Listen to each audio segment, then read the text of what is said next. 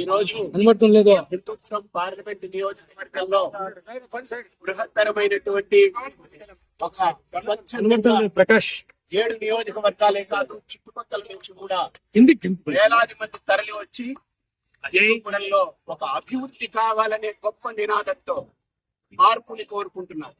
అందుకు కారణంగా పెద్దలందరి యొక్క అనుమతితో హిందూపురంలో ఇప్పుడు ఈ పార్లమెంట్ నియోజకవర్గంలో గత మండల స్థాయి గ్రామ స్థాయిలో పర్యటన ప్రజల యొక్క అభిప్రాయాన్ని సేకరించాం.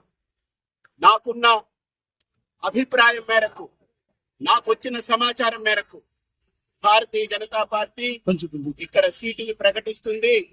స్వామి పరిపూర్ణానందగా అత్యధిక మెజారిటీతో గెలుపొంది ఇక్కడ జాతి, వర్ణ, కుల, లింగ వివక్ష లేకుండా అత్యద్భుతమైన అభివృద్ధిని సాధించడానికి, మోడీ గారి యొక్క సంకల్పాన్ని ఇక్కడ నెరవేర్చడానికి ఈ బరిలో దిగడానికి సంసిద్ధమై ఉన్నాను. తప్పకుండా అత్యధికమైన మెజారిటీతో ఇక్కడ గెలుపొందే అవకాశాన్ని హిందూపురం చరిత్ర తిరగరాస్తుంది. ఇప్పుడు భారతదేశం మొత్తం హిందూపురం యొక్క సీటు మీద విశేషమైన హాట్ టాపిక్ గా మారింది. పెద్ద చర్చనీయాంశమైంది. ఈ రోజు త్వరలో వెలువడుతుంది. అందరి యొక్క మనస్సు ఏదైతే వాళ్ళు కోరుకుంటున్నారో అది నెరవేరే సమయం వచ్చిందని నేను మనస్ఫూర్తిగా భావిస్తున్నాను.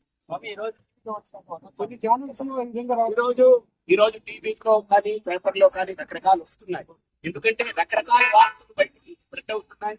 అది వాళ్ళు దాన్ని ఏది వేయాలి ఏమిటనేటువంటిది అర్థం కాక వాళ్ళు ప్రసారం చేస్తున్నారు. తప్పు కాదు, కానీ వాస్తవం వచ్చే వరకు కొద్దిగా ఓపిక పడితే అప్పుడు ఆ ఛానల్స్ కూడా ఒక క్రెడిట్ అనేది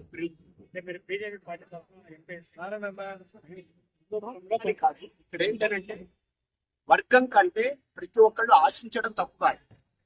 ఆశించిన వ్యక్తి ఎవరికి ప్రకటిస్తే అప్పుడు అందరం వెళ్ళి ఆ వ్యక్తికి మద్దతు పలుకుతామని ఆలోచిస్తారు. అందులో తప్పేం లేదు. కాబట్టి ఇది ర్యాలీ, ఇది హిందువుల యొక్క సంఘటితమైన ర్యాలీ, హిందూపురం యొక్క సంఘటితమైన. ఇక్కడ మహమ్మదీయులు పాల్గొన్నారు, హిందువులు పాల్గొన్నారు పెద్ద సంఖ్యలో, తరతమ భేదాలు లేకుండా పాల్గొన్నారు.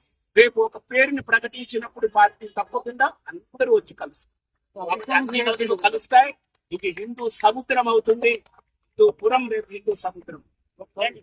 సమస్య లేని ఇల్లు ఉండదు, పరిష్కారం లేని సమస్య ఉండదు. బంధాలు గొప్పవి, బాధలు చిన్నవి. మీ సమస్యని మేము పరిష్కరిస్తాం.